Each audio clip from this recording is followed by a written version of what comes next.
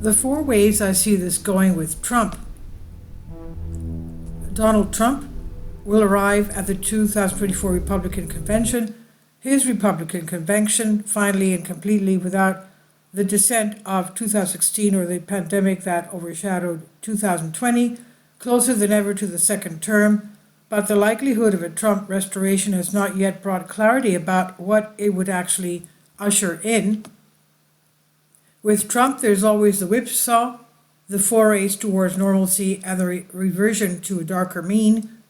Asked on the debate stage whether he would spend a second term seeking revenge on his political enemies, he promised that my retribution is going to be success. We're going to make this country successful again. A few days later, he was on Truth Social amplifying a post demanding a military tribunal for Liz Cheney. With Trump, too, there's always a question of how his policy impulses interact with his personal laziness. He recently made a big show of repudiating Project 2025, a Heritage Foundation blueprint stuffed with severely conservative proposals, and then he produced a Republican Party platform stripped of some gun rights and pro-life language and pledging to protect Medicare and Social Security from any kind of cuts. Are these signs that Trump knows he can just roll over conservative activist groups in pursuit of popularity? Or are they meaningless gestures because personnel, his policy is policy, and he's going to hire all the guys who worked on Project 2025? There's no singular Trumpism whose workings we can confidently predict. Instead, there are Trumpist scenarios and Trumpian persona whose interactions, if he wins, will give his second term its shape. First, there is Trump the moderate. This has always been an underestimated aspect of his brand, because his moderation is united to excess and demagoguery, but Trump is not a movement conservative. He's not an ideologue outside of core obsessions like trade and immigration, and he has no longer to fear revolts from his right the way he did in the days when he felt the need to pick a religious conservative Reaganite as his vice president. And glance over the GOP platform, focus on the substance rather than the capital letters of the Trumpian flourishes, and you can see outlines of pitch the moderate version of Trump wants to make to swing voters. I'll be right-wing on crime and immigration, but I won't touch your retirement programs. I'll be anti-woke and pro-patriotism, but I won't be like Mike Pence on social issues. I'll keep the tax cuts I passed last time, but I won't necessarily pile on more tax cuts for the rich. I'll keep America out of unnecessary wars. The moderate Trump could be a politically formidable president. He could inherit an improving economic picture and just tinker around the edges with tax policy, pick cultural fights mostly on issues where a majority is on his side, and do a limited version of his more sweeping ideas, meaning a broader wall and stepping up deportations, but not huge detention camps, or new protectionist measures, but not an access to the broad 10% tariff. Like Bill Clinton, he could triangulate occasionally against his own activists, secure in the loyalty of his voting base. Something similar could have been said about Trump in his first term, but he never seized the opportunity.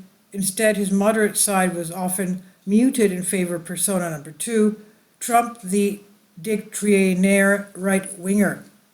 And again, apart from the few issues, it's not necessarily that Trump has core right-wing beliefs. It's more that he likes conservative Republicans. He vibes with them. He appreciates their pugilism and their loyalty. That's how he ended up with so many House Freedom Caucus allies in his first term, even though he was officially out of tune with their limited government priorities. And that's how something like Project 2025 could be especially relevant to his second term. It's not the blueprint for dictatorship or theocracy portrayed by liberal hype artists, and a number of the claims circulating about its contents are simply false. Instead, it's a populist-inflected restatement of movement conservative priorities that the right has been trying and failing to implement for decades, plus a long list of resumes of potential foot soldiers for a guerrilla war inside the administrative state. An effective second-term administration could shift those ideas and resumes for plausibility and competence and pick some intelligent bureaucratic battles. It could also let itself become an ideological echo chamber that always pushes the harshest versions of Trump's favorite policies, as happened with family separation in the first term, while being drawn into an array of policy skirmishes on terrain that's generally friendly to Democrats, handing the liberal opposition constant variations on the same kind of headline. Trump orders right-wing ideologues to destroy the Department of Education, cut disaster relief, gut environmental protectionists, etc. And that's why Project 2025 presidency could be a best-case scenario for Trump's opponents, even if they would portray it in apocalyptic terms. The swiftest path is to his unpopularity and their political recovery. But that also depends in part how much the president leans into persona number 3, Trump the imperial president. This persona has a long way from reality in the first term. Trump postured as an authoritarian but could not even control his own White House. But after the endgame of his first term showcased his willingness to push all the way to a constitutional crisis, it's understandable to fear that in a second go-round he would be more effective at using the powers of the presidency, less hemmed in by his own party, eager to test the limits of Supreme Court's ruling on presidential immunity, less flailing and more overtly Caesarist. The Trump unbound scenario could involve everything from attempts to use the Justice Department to prosecute his enemies to attacks on Congress's spending power, claiming that the power of impoundment, quote unquote, allows him to simply cancel programs he dislikes, for instance, to open defiance of the judiciary, and such brinkmanship need not usher in an actual dictatorship to profoundly destabilize the country. On the other hand, Caesarist excess also could be an even greater gift to Trump's opponents than an unpopular right-wing policy agenda, collapsing his popularity, alienating the moderate allies he still needs, and ending with him neutered even if he cannot be removed. If you fear an empowered Trump, then what you should fear most is a combination of the first and the third persona, a president who builds up his popularity with policy moderation and then leverages that moderation to get away with constitutional brinkmanship and persecutions of his rivals.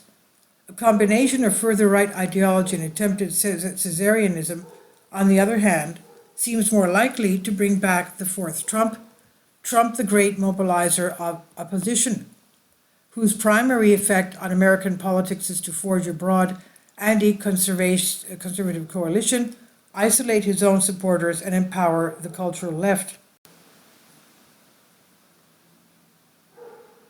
This was the most important Trumpian persona, arguably, of 2017 to 20, the Trump that handed Democrats the House in the 2018 midterms, the Trump that stirred up mass protest movements and created a unity of ideological purpose between the centrist establishment and the progressive left, and the Trump who then watched impotently as wokeness seized the commanding heights of American culture in the summer of 2020.